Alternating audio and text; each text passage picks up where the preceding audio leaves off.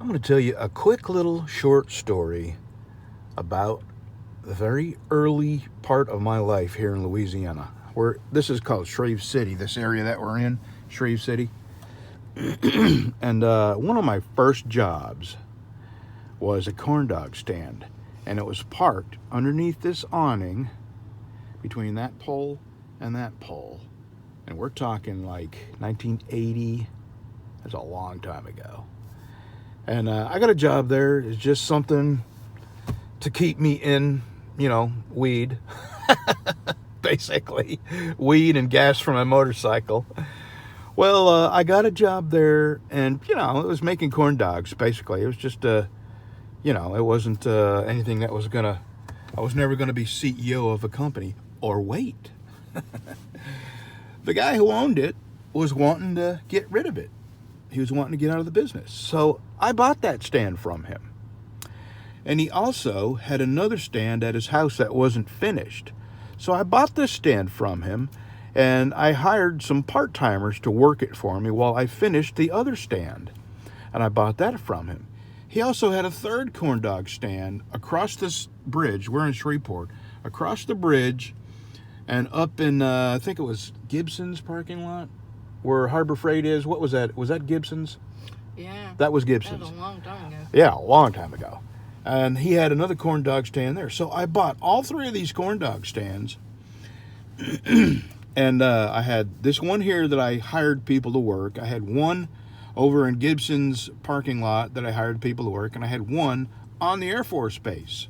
If you're familiar with this Air Force Base, there used to be a store right on the main drag called the Four Seasons Little Convenience Store. And a barbershop used to be attached to it. Well, I had a corn dog stand that I operated. And the reason I operated that was because it was so hard to find people that could, number one, pass a background check in order to get on the Air Force Base. And number two, it's the one I made the most money at. So I ran that one, and I would keep these, I would come out and keep these other ones fed with supplies. So that was the beginning of me owning a business. And then I got tired of the corn dog business, and I sold them all and started roofing. I bought a guy's truck and trailer and equipment, and he had a bunch of contracts. And I bought all those contracts, and that was the beginning of my early life of being an entrepreneur, a corn dog king. I just thought you might find that a little interesting. We'll have to tell the story about how we were connected. Yeah. All through our lives and didn't even know it. Yeah, the 6 degrees of separation. Okay, go. We're burning daylight. Okay, where you want to go? Uri Drive? Yeah. Okay. Just go down here and hit East Kings. Okay, let me, I'll tell you this real quick. Burning daylight.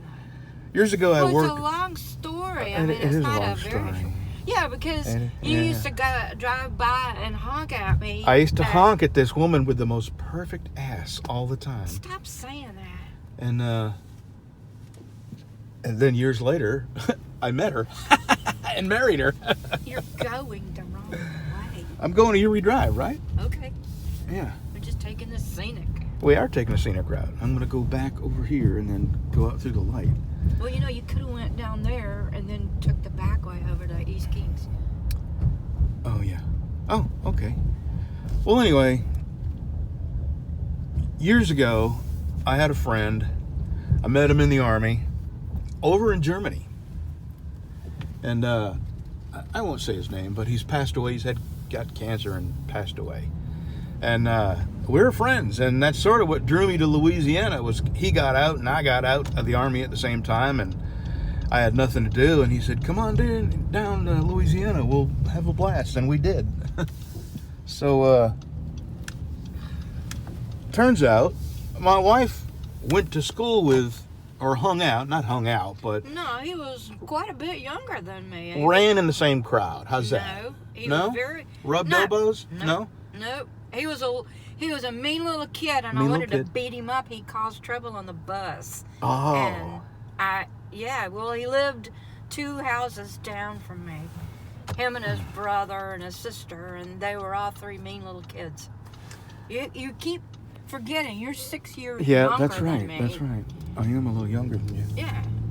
so like when I was in high school, he was a mean little kid.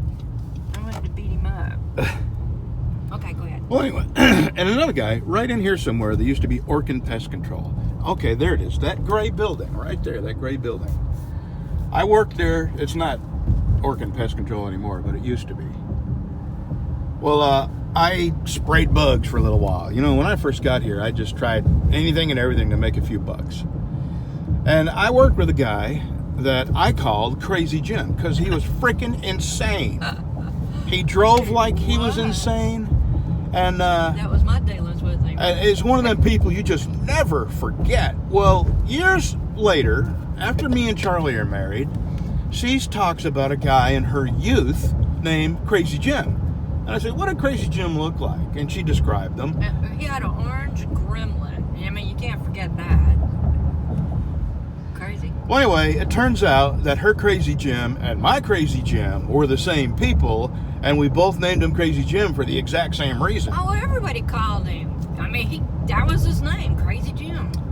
Yeah. And all through our life, We before her and I even met, we knew people that were connected. yeah. And it's just, the Like- connection is very, very A guy interesting. that worked for me, you would go drinking with. Yep.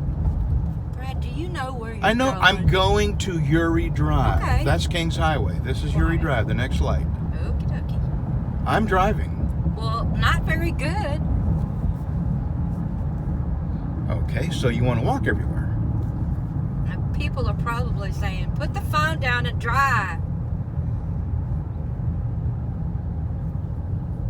Well, anyway, that guy, he used to party with, and I used to go bail him out of jail. Yeah.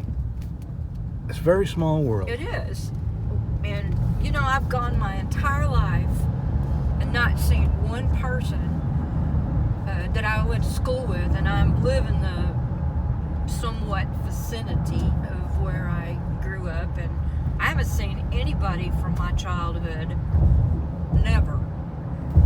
And me and you were connected by people and didn't even know it. Yeah. Okay, that's all. You've had enough.